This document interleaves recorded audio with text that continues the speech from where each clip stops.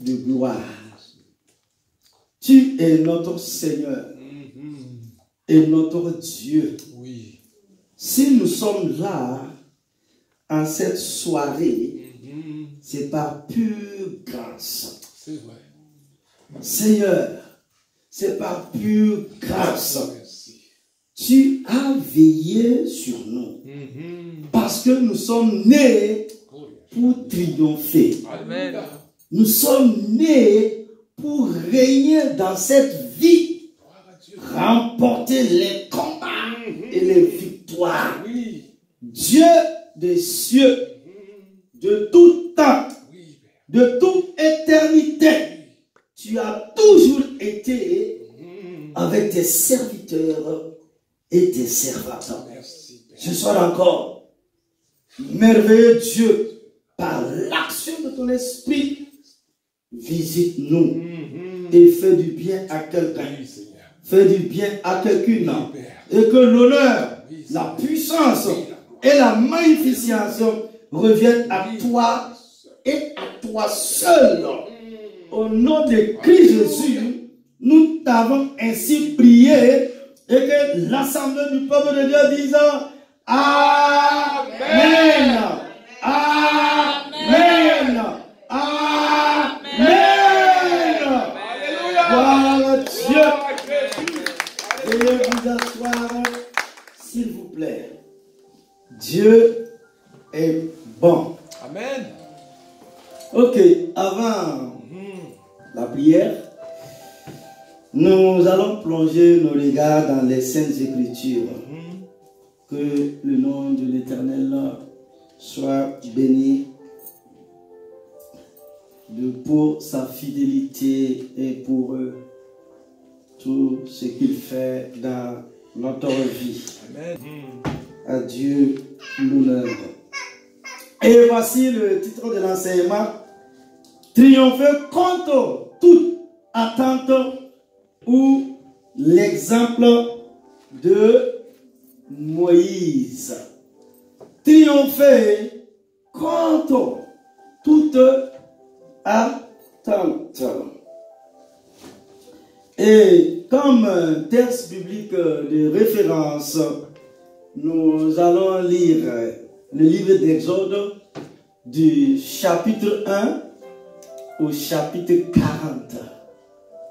Waouh! Qui va commencer la lecture? Exode chapitre 1, 2, 4, 5, 6 jusqu'au dernier chapitre. Chapitre 40. Lisons quelques versets alors. Dans le premier chapitre. Exode au chapitre 1. À partir du verset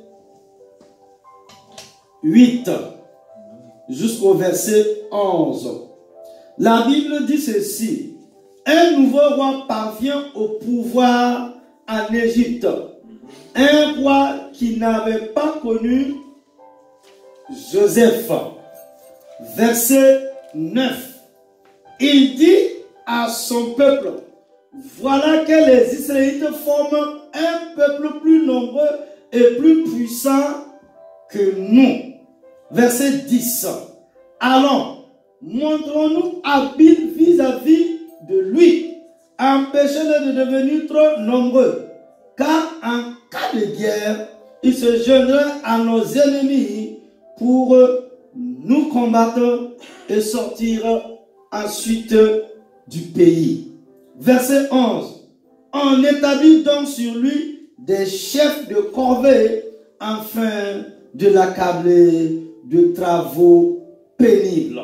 C'est ainsi qu'on construisit les villes de Pithom et de Ramsès destinées à servir d'entrepôt au Pharaon. Amen. Amen. Église, l'histoire d'Israël s'articule autour d'un roi en particulier, d'un roi en particulier. En effet, sans Moïse, ni l'existence d'Israël, ni la réalité de l'alliance ne pourrait se concevoir.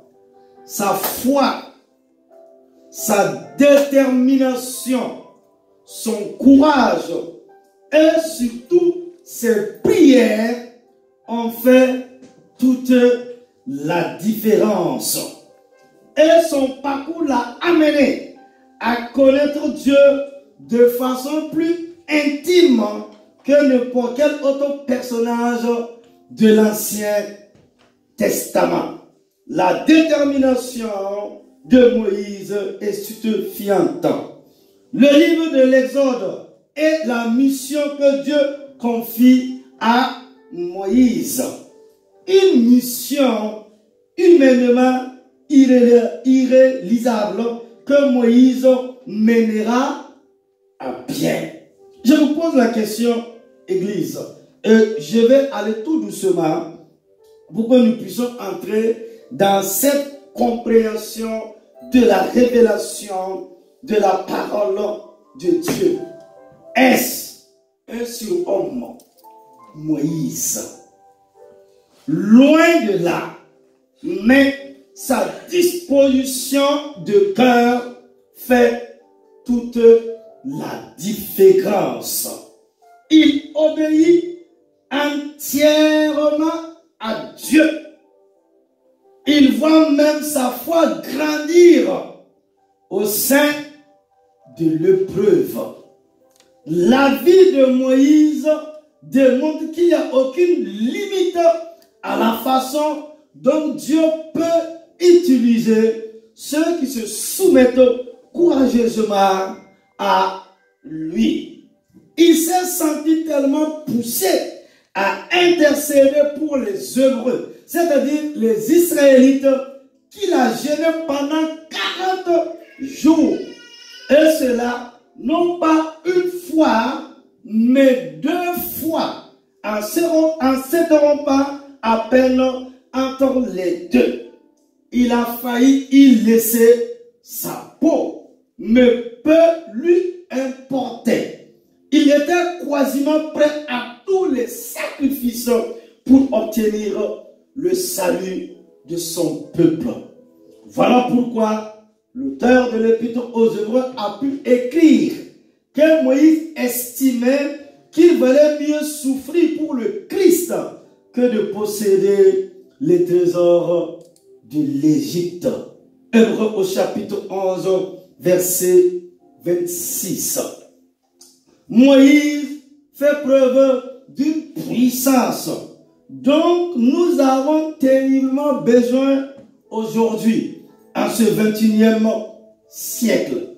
Eh bien, figurez-vous que vous pouvez bénéficier de la même puissance, mais cela ne se fera pas sans sacrifice.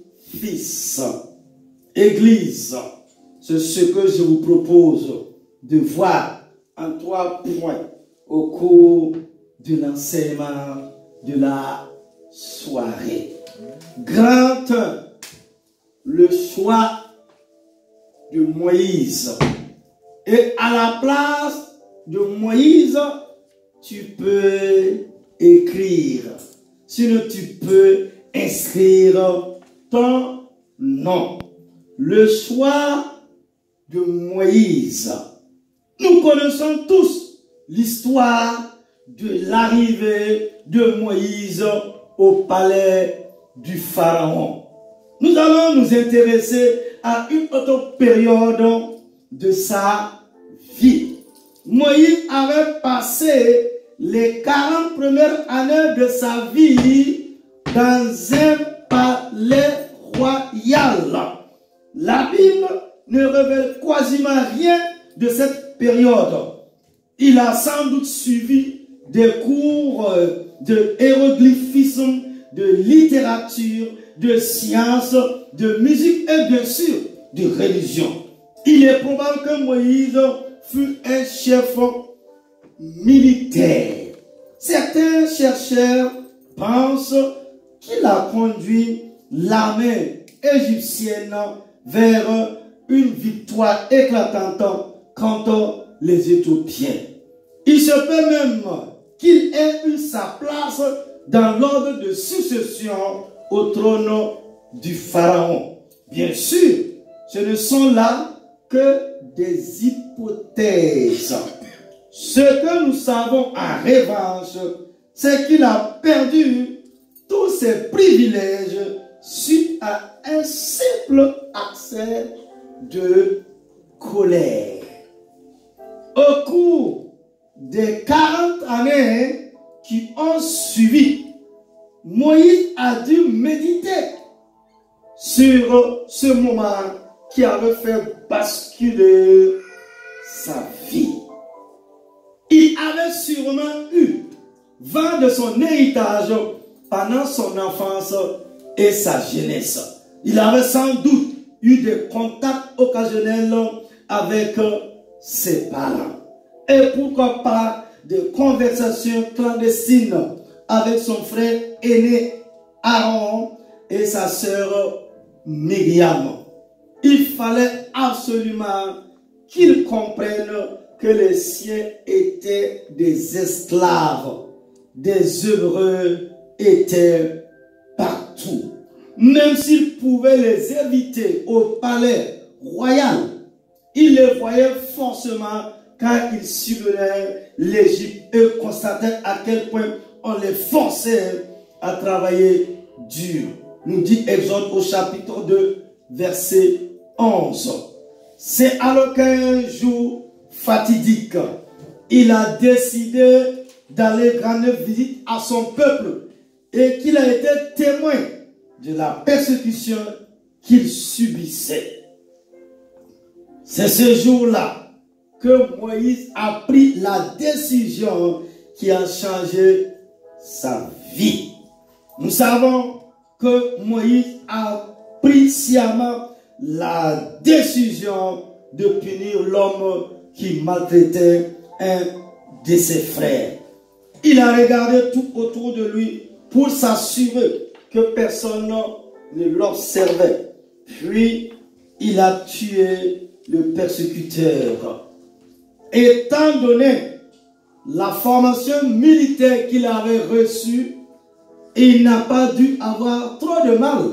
Mais le problème était de se débarrasser du corps. La seule solution était de l'enfouir rapidement dans le sable. Ce n'est pas le sol idéal pour enterrer un cadavre. Mais le prince de l'Égypte n'avait rien d'autre à sa disposition. Église, arrêtons-nous là quelques instants. Il faut bien comprendre une chose. Juste là, tout réussissait à Moïse. Il avait reçu la meilleure éducation au monde. Il était riche. Il portait les plus beaux vêtements. Il avait des serviteurs.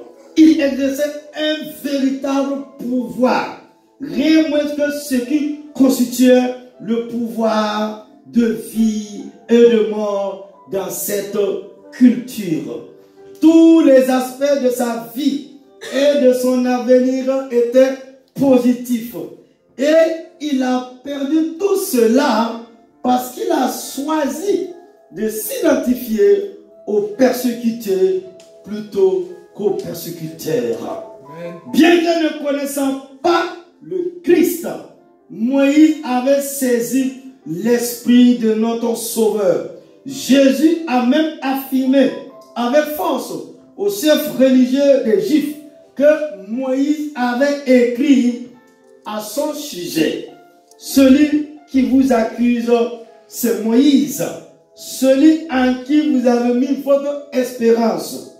En effet, si vous croyez Moïse, vous me croirez aussi, puisqu'il a écrit à mon sujet. Jean au chapitre 5, les versets 45 et 46. Si Jésus élève ainsi Moïse pour notre édification, nous serions bien inspirés d'examiner sa vie. nous ne comprenons jamais vraiment qui est le Christ. Si nous ne comprenons pas au sérieux la parole du Christ. Jésus a dit que quiconque veut être son disciple doit renoncer à lui-même, se charger de sa croix et le suivre. D'une certaine manière, Moïse a appris cette vérité et l'a mise en pratique de la façon la plus spectaculaire qui soit. Son engagement envers Dieu était très fort et son identification avec son peuple tel que c'est sa propre vie et même son destin éternel qu'il a mis en jeu. Évidemment, vous vous considérez sans doute incapable de suivre l'exemple de Moïse. N'en soyons pas si sûrs. Dieu aime nous placer dans des situations impossibles. Plus les enjeux sont grands, plus nous voyons son implication et découvrons sa nature. Moïse s'est montré aussi absolu dans ses choix. Nous allons voir comment Dieu a pu l'utiliser pour sauver 2 à 3 millions de personnes. Si nous voulons vraiment connaître tous les bienfaits de la foi, Moïse est un guide idéal. Et nous arrivons au grand 2. Deuxièmement, la décision de Moïse. Une question de principe. Wow!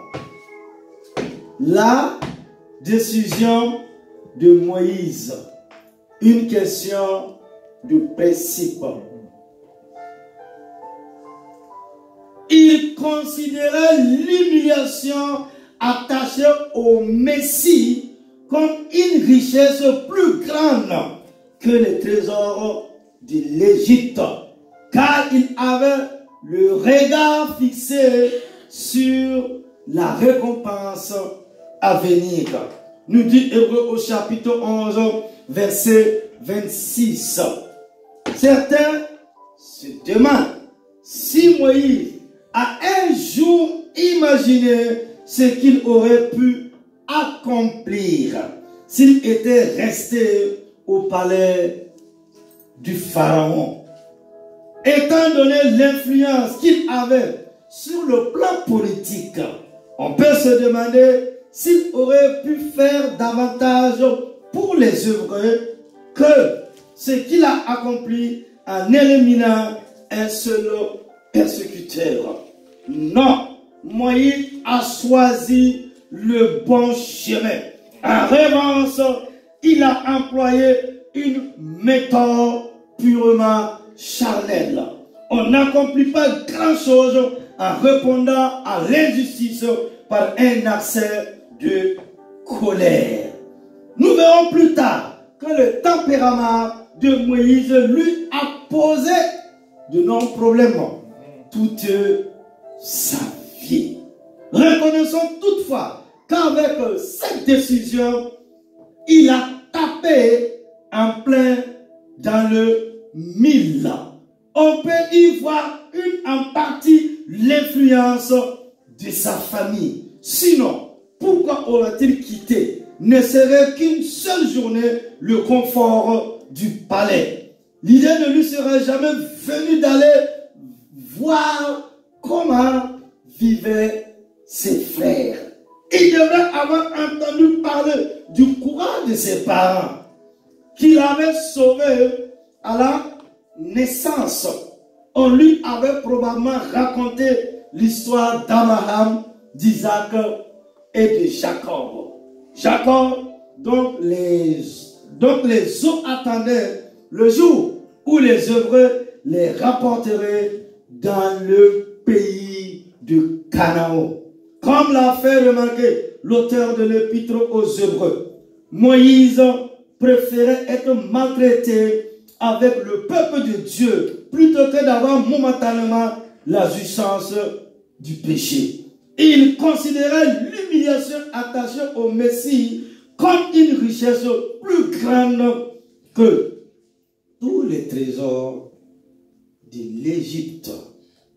Hébreux au chapitre 11, versets 25 et 26. Église, les lois du Christ étaient déjà inscrites dans le cœur de Moïse. Certes, il ne connaissait pas Jésus. Cela viendrait beaucoup plus tard. Mais il a agi par principe. Il a regardé la situation. Une nation réduite en esclavage par une nation dominatrice. Et les choses se sont imposées à lui. Je me pose la question, Église. Comment pouvait-il continuer à vivre dans un luxe débridé avec l'immoralité qu'engendre inévitablement un tel mode de vie? C'était impossible. Moïse savait que quelque chose n'allait pas.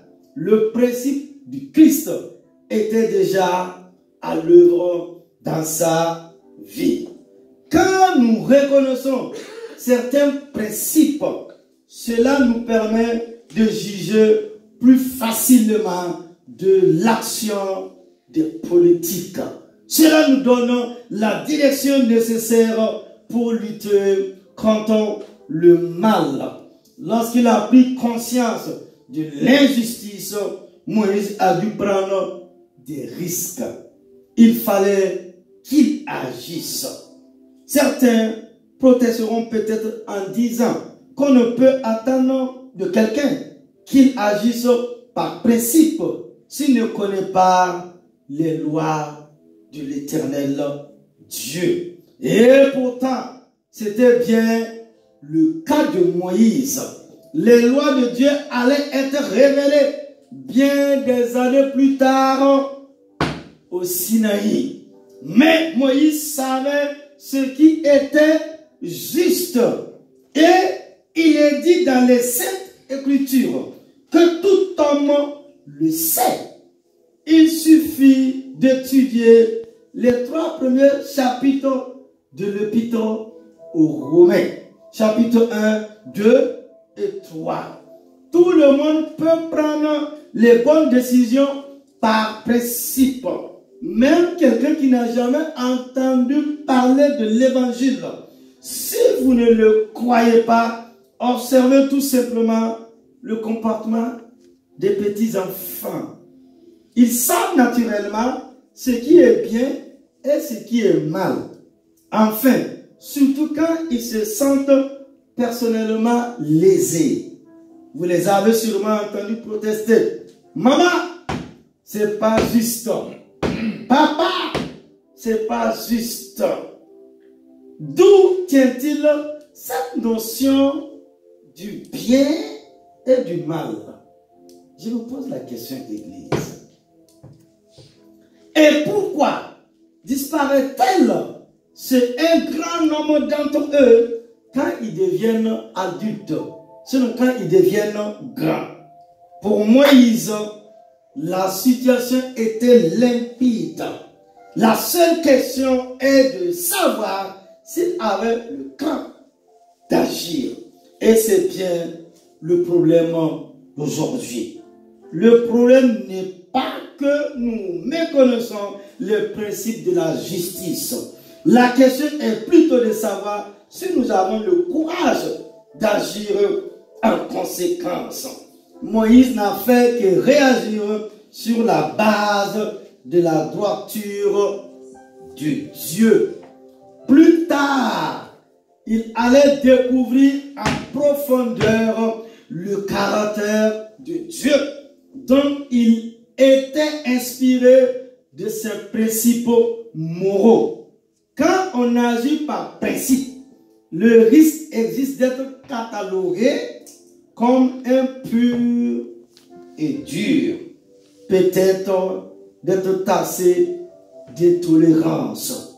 C'est le petit prix à payer quand on prend position contre l'injustice. Chacun de nous se trouve face à ce soir d'aujourd'hui.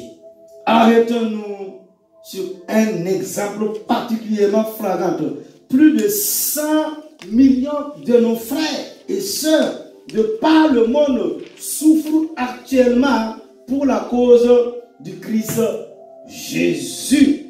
Ces disciples de Jésus sont discriminés, emprisonnés, torturés, voire persécutés, exécutés. Église, êtes-vous prêts à vous identifier à eux, à prier pour eux, à les encourager et les soutenir? Nous allons voir dans la troisième et dernière partie que fait le bien à un coup. Troisièmement, faire le bien à un coup. Oh Dieu, le Pharaon a pris ce qui s'était passé et il cherchait à faire mourir Moïse.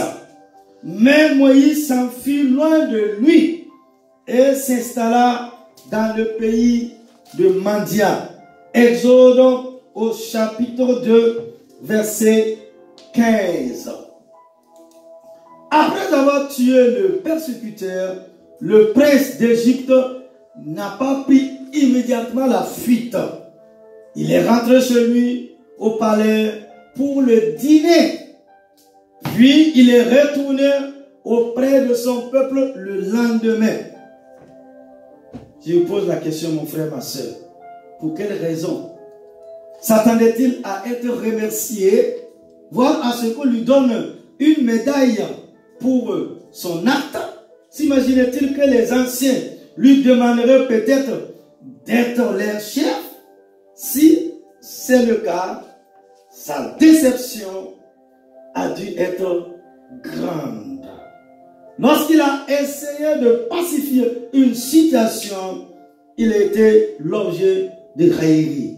Ce jour-là, Moïse a en effet croisé deux Hébreux qui se battaient et il est intervenu. Voici en quelques termes, un des protagonistes s'est moqué de lui, qui t'a établi chef et juge sur nous. Première question. Deuxième question. Est-ce pour me tuer que tu me parles tout comme tu as tué l'Égyptien? Exode 2,14. Deuxième question. En voilà de la gratitude.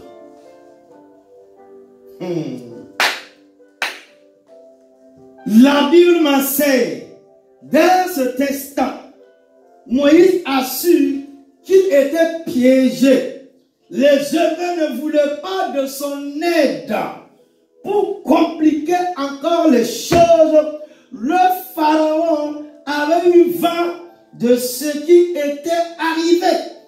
Et il allait certainement exercer rapidement son jugement. Moïse a donc choisi une option qui se présentait à lui. Il s'est enfui dans l'espoir de sauver sa peau. Je vous pose une autre question. Où pouvait-il trouver refuge? Il lui fallait partir à une bonne distance pour échapper aux moyens dont disposait un monarque en colère. Premièrement, il devrait éviter la garnison militaire placée le long de la côte méditerranéenne entre l'Égypte et Gaza, sinon la bande de Gaza.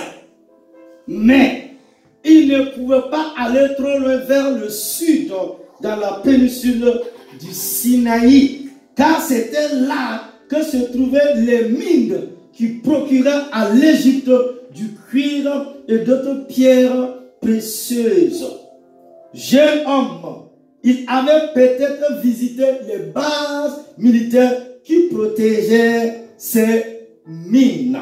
Moïse a donc entrepris de traverser le Sinaï, passant à proximité de la pointe du golfe d'Aqaba, avant de bifurquer vers le sud en direction du pays de Mandia. Quelques questions encore. Comment a-t-il voyagé, Moïse? À pied ou peut-être sur le dos d'un chameau volé? Se cachait-il le jour pour ne se déplacer qu'à la faveur de la nuit? Ce qui est sûr, c'est qu'il était constamment sur ses gardes, soucieux d'éviter les troupes du Pharaon. Il a effectué ainsi plus de 300 kilomètres. Avait-il emporté de la nourriture? Lui fallait-il mendier du pain et voler un peu d'eau dans les puits des oasis? Cela a forcément été une période particulièrement éprouvante. Mais quel était le but?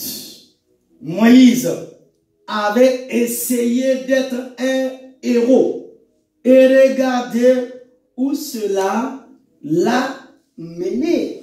Il avait risqué de tout perdre pour s'opposer à l'injustice. Sans doute qu'il s'attendait à être remercié. Mais à quoi s'attendait-il? Au juste. Afin qu'ils se soulèvent contre leur bourreau, qu'ils se libèrent de l'esclavage et s'enfuient vers la liberté. Il est plus probable que Moïse n'avait aucun plan en tête. Il ne s'était pas arrêté pour réfléchir aux conséquences. Il savait simplement ce qui était juste et que les dirigeants égyptiens avaient tort. Il voulait aider son peuple, selon ses frères et sœurs. Ses intentions étaient bonnes, mais de bonnes intentions associées à une mauvaise appréciation conduisent à la catastrophe. Faire le bon choix ne signifie pas forcément obtenir le bon résultat. Église, mon frère, ma soeur. Quand nous nous identifions aux chrétiens persécutés à travers le monde, il ne faut pas s'attendre à ce que le monde applaudisse.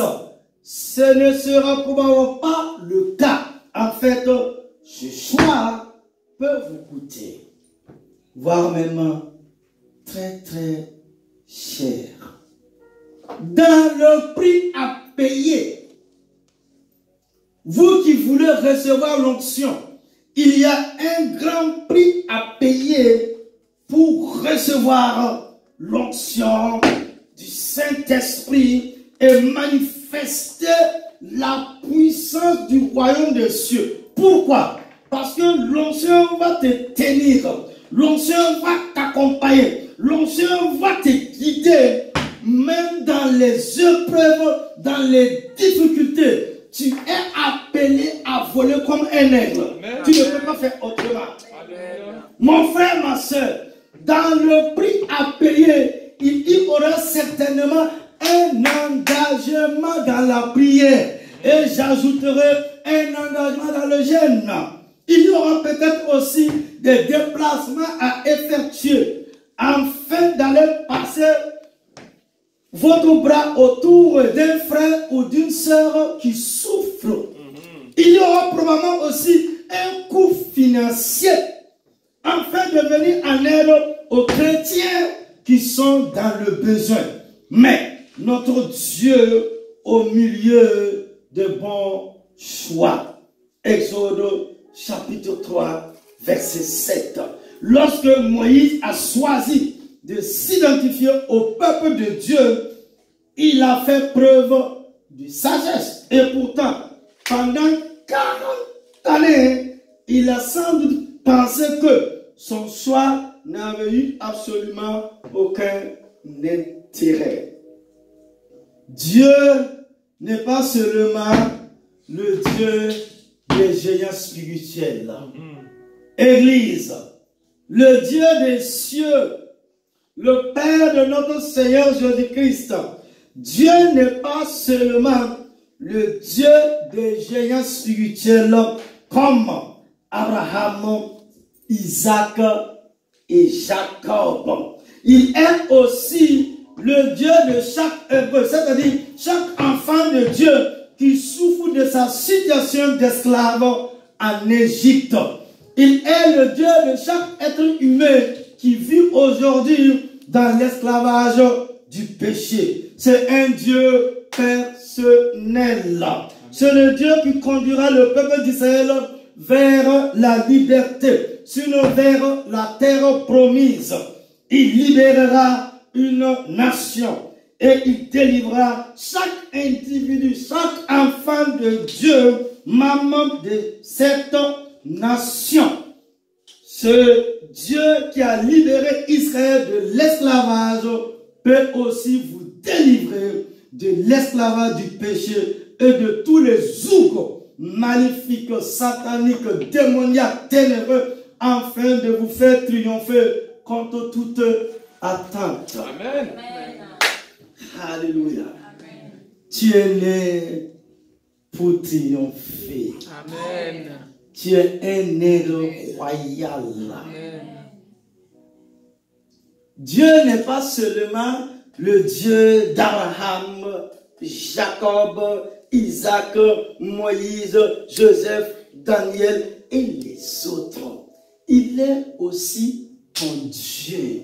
Tu es appelé à expérimenter, ma soeur, la fidélité de Dieu, Amen. La miséricorde de Dieu, Amen. La bonté de Dieu, Amen. La faveur de Dieu, Amen. Les hauts faits de l'éternel Dieu des armées. Mais Dieu est un Dieu de principe aussi, Amen. Ma soeur. Il y a une voie à emprunter. Il y a un chemin à suivre. Oh Église, mon frère, ma soeur, il y a un prix à payer. Amen. Ma soeur, es-tu prête à laisser tout ton confort pour aller chercher les perdus, les égarés, pour les ramener dans la bergerie, sinon dans la maison du Père? Est-ce que vous êtes prêts comme Moïse pour quitter le palais royal? Ma soeur, ma fille, il n'a pas commencé pauvre. On dirait même qu'il n'est pas né pauvre. Moïse, son nom signifie, je ne suis qu'à l'introduction générale, mais son nom signifie tirer des eaux. Dieu l'a tiré de ce monde, des ténèbres, dans la plus grande nation de l'époque, l'Égypte. C'est comme les États-Unis d'Amérique aujourd'hui, qui osent parler mal aux États-Unis. Il faut les parler. Parle. Demain, c'est quelqu'un d'autre qui va parler. En tout cas, ce ne sera pas toi. Hello. Bon, j'ai passé par là. Voilà un nom. Regardez nos petits conforts là. J'ai envie de parler à l'église. Notre petit confort là même là fait que nous n'aimons pas Dieu. Nous n'aimons pas les choses de Dieu. Nous aimons les choses du monde. Nous aimons les choses passagères. Des châteaux que nous allons laisser sur cette terre des hommes. Même quand tu as payé la Lamborghini, le jour de ta mort là, peut-être la voiture sera à quelque part. La priorité des priorités. Alléluia. Dieu est prêt à vous combler, je vous l'assure. Dieu est prêt à vous donner. Dieu est prêt à vous élever. Dieu est prêt à composer avec vous dans un temps nouveau, dans une action de la manifestation de sa puissance. Mais l'état de notre cœur, est-ce que tu es un homme de principe? Est-ce que tu es une femme de principe pour manifester la puissance de Dieu? Tu es un miracle de Dieu, ma soeur. Amen. J'ai dit tu es un miracle. Amen. Voilà un garçon qui devrait mourir. Parce qu'on avait dit, de couper la tête des bébés. Ça, c'est génocide même. Oui. Ça n'a pas commencé aujourd'hui. Tout est dans ce livre-là. Amen. Tu peux parler à des hommes de tous bords. Politiciens, tout.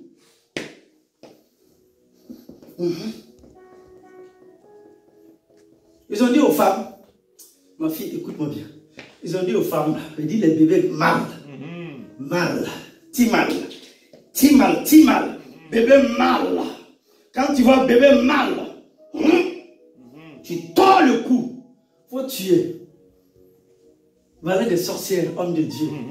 Des femmes sorcières qui n'adorent pas le Dieu d'Israël. Vous êtes d'accord avec moi? Et le ciel, je vois Dieu en train de travailler tes ennemis. Amen. Ils vont faire des choses pour toi. Alléluia. Le ciel, oh my God, le ciel a travaillé le cœur de la sorcière, le cœur de la méchante. Oui. Il dit cet enfant, il y a un signe de Dieu sur lui. On ne touche pas. C'est intouchable. Alléluia. C'est que tu ne réalises pas. Gloire à Dieu. C'est du feu. C'est du feu. Oui. Et celui-là qui avait donné l'ordre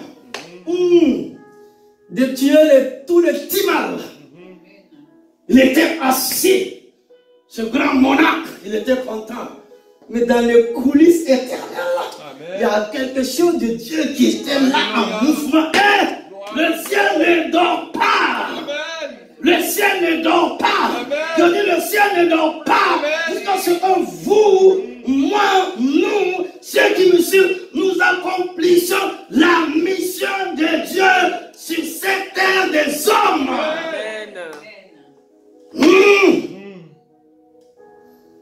Les femmes ont regardé le garçon. Joli garçon, on ne touche pas. Celui-là qui a donné l'ordre. Elle dit, Moïse là, c'est une bombe atomique. La bombe s'est retrouvée dans la maison de ce monarque pharaon. Il ne savait pas. Cet enfant que tu nourris là. Moïse, c'était le grand intellectuel de son temps. Oui. Celui qui a écrit Genèse, Exode, Lévitique, Nombre et Deutéronome. Ce que le peuple de Dieu a appelé le Pentateuque. C'est-à-dire les 5 livres de Moïse. Il est retourné à la création. Et au temps de Noé, il fallait aller à l'université. Les grandes époques, les grandes écoles, les grandes universités de l'époque, comme des dictionnaires il avait.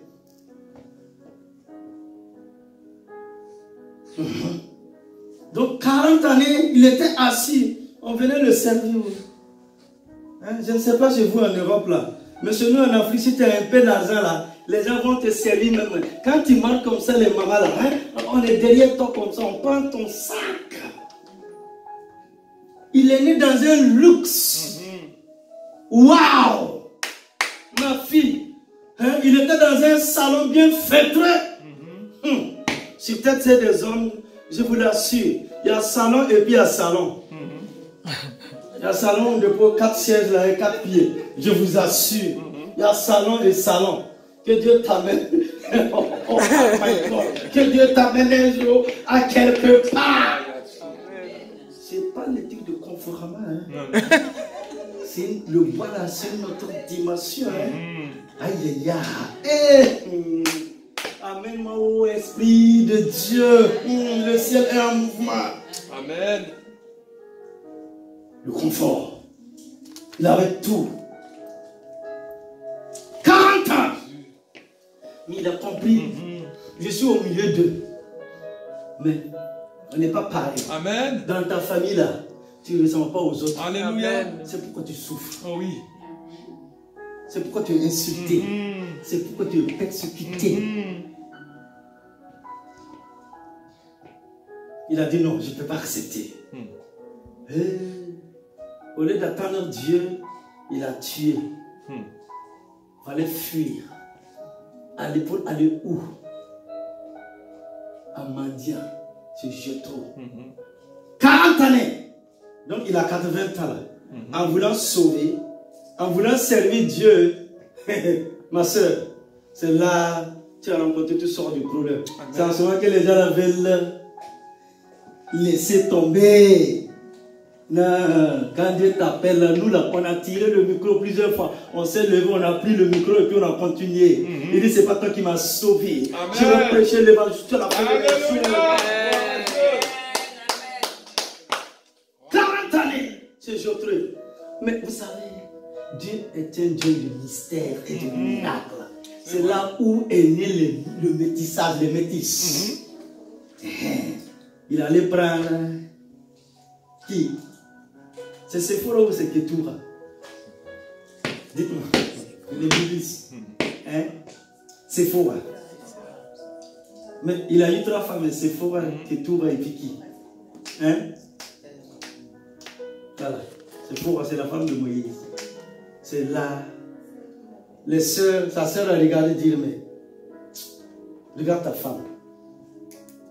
Elle n'est pas comme nous. Vous savez, le racisme, là, ça n'a pas commencé aujourd'hui. Dans la famille, il y a ça.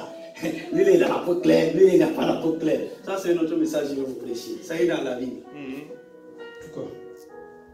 Nous, c'est black, là. C'est ça. 40 ans, un chef militaire. Et se retrouve, là, tu quittes le palais royal, sur le palais présidentiel. Tu te retrouves dans le désert, quelque part là-bas. En Afrique équatoriale, sur en Afrique de l'Est. Les bœufs là, l'odeur, hein, l'odeur du caca des bœufs là. 40 ans. C'est là, c'était une autre école pour lui. Et quand les 40 ans se sont écoulés, les 40 autres années, c'était pour conduire Israël dans la terre promise. 40 ans dans un palais, 40 années dans un désert, c'est Jéthro plutôt, son beau-père, et 40 autres années, c'est toujours dans le désert, pour conduire Israël dans sa destinée. Amen. Et après ces 40 années, Dieu l'a dit, monte, regarde la promesse. Mais aujourd'hui, là, je vais t'enterrer. Donc Dieu a tué son ami et il l'a enterré. Jusqu'aujourd'hui, on ne sait pas où est caché le corps de Moïse. Amen. Vous me regardez, mais oui, c'est Dieu qui l'a tué. Dieu l'a dit, monte et meurs. Lisez, Dieu a tué son ami. Oui.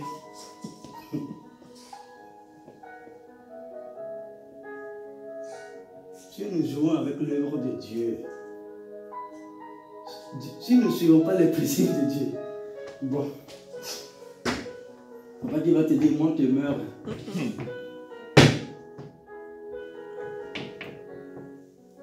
Il dit, tu vois la promesse? La vie de Moïse. Là, je ne suis qu'à l'introduction générale. C'est tout un enseignement. Et il y a tout pour nous aider. Amen. Parce que l'auteur des Épîtres, quand il est arrivé, il a parlé de Moïse.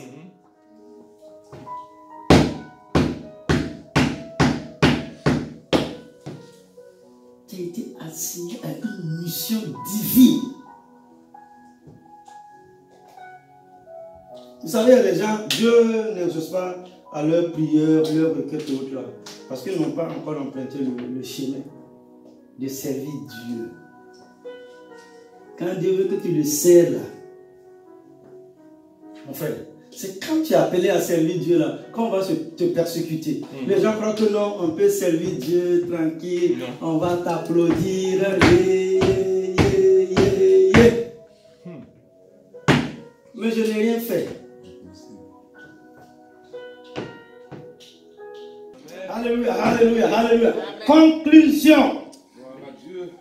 Je vais conclure l'enseignement de la soirée. Conclusion.